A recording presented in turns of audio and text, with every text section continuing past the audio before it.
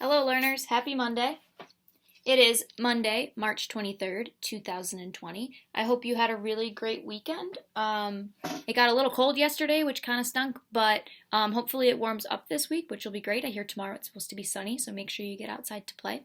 Our amazing question for the day is, what is the most amazing book you have ever read? Now, I talked about this a little bit in school. I've been challenging myself to read more, so I'm actually on my 14th book of the year. So I've read some books that I've really liked this year and some books that I didn't like as much, but I still power through, and I read them just to get a good idea of what they were about.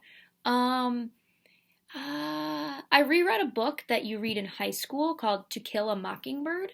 I read it in 10th grade with Mrs. Connolly. Shout out to Mrs. Connolly. And it's a really great book. It's something you'll read in high school.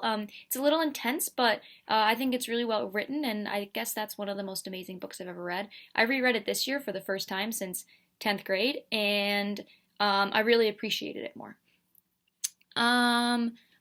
So talk with those around you about what is the most amazing book you've ever read. Write about it, talk about it, whatever you can do with that amazing question. Our mindful moment for the day is one that I thought is very appropriate because we are stuck with inside, not stuck, we're lucky to be stuck inside with our families.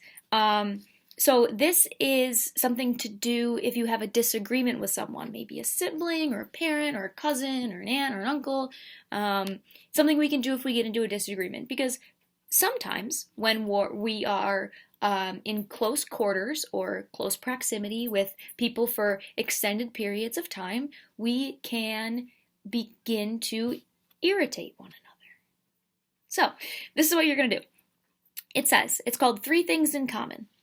When we have a disagreement or misunderstanding with someone, or if they simply get on our nerves, we acknowledge our feelings and think of three things we have in common with that person.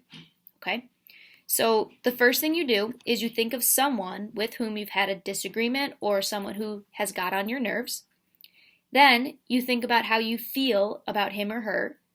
And then you think about how you think they feel about you, because it's important to think about someone else's perspective. So think about the person. Think about how you feel about them, how they feel about you. And then quickly name three things that you have in common with that person. So if I were you when I was in 5th grade and I got stuck home with, say my older brother, and we happened to, per se, get on each other's nerves, which never happened, it happened all the time, I would think about my brother.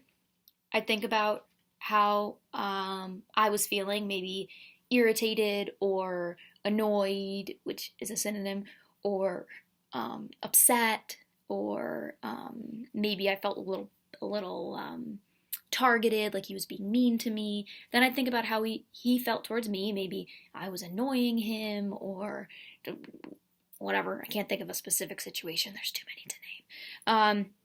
And then I think about things we have in common. Well, we love each other. We both want to use the computer, so that's what we're fighting over. We both want to use the computer, or we both have to use the computer for school, so we have to share the time with it. We both are loved by our parents. We both love our parents. We both love our dog. We both like to play basketball in the driveway. Things like that. See, it's easy to name more than three. So again, if you get in a disagreement with someone, you think about your feelings, you think about theirs, and then you name three things you have in common with that person. Because oftentimes, if you can think about how you're similar to that person, it gets rid of those negative feelings, because you realize that you do have a lot. You have more in common than you don't. So that's your mindful tip for the day.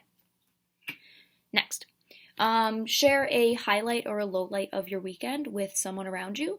A highlight of my weekend is I am in the process of buying a house. I don't know if it's going to go through or not, but I'm very optimistic, so that's a highlight of my weekend. A low light of my weekend was it started to get really cold, and I really like taking my dog for long walks, and it's a lot harder when she heard the word walk.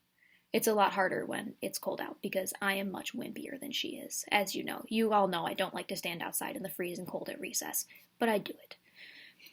Okay, on Google Classroom, the form that many of you filled out last week called How Are You? I changed that so you could fill it out as many times as you want. So what I'd like you to do is just do a daily check-in with me, fill it out, tell me how you're doing. That's a great way for us to stay connected and for you to let me know what's going on. I also posted 3 new assignments. I'm going to do that every week. So the goal, or your goal, should be to finish those assignments by the end of that week.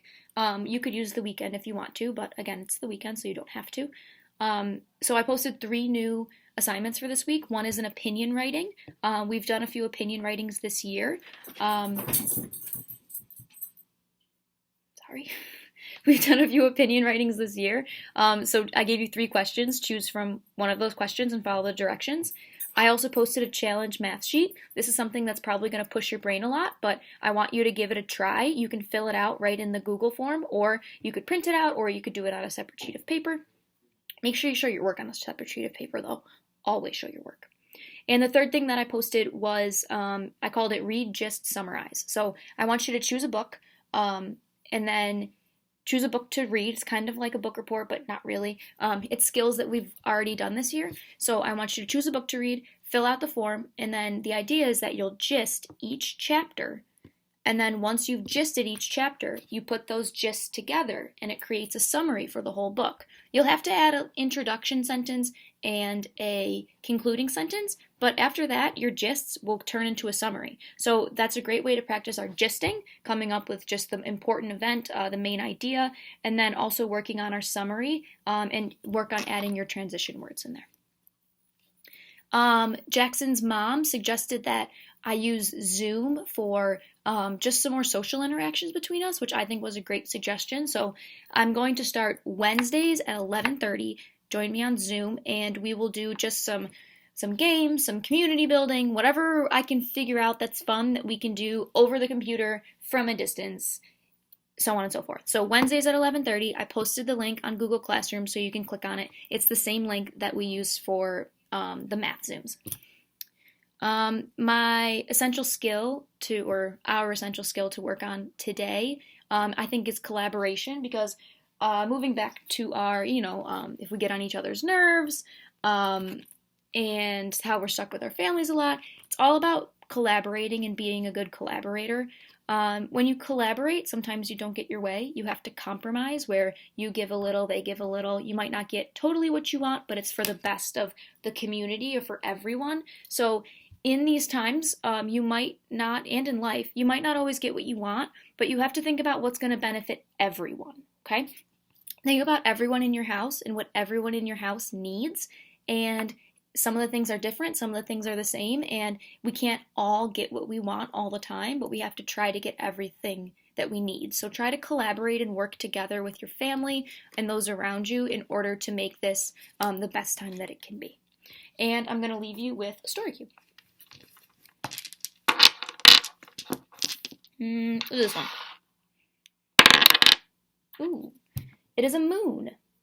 Oh, I think it looks better this way. It's a moon. So do a 1-sentence story tell all the way around. Write a story, write a poem, write a comic, whatever you can think of to practice your writing or your speaking skills, and your topic or an item or a person in your story is the moon. Not a full moon, a crescent moon. Okay, that's all I have for you today. Hopefully I'll see you on Zoom today, and contact me if you have any questions, and have a wonderful day. Stay safe, stay well, stay great, and until next time, it's Miss G. See you soon.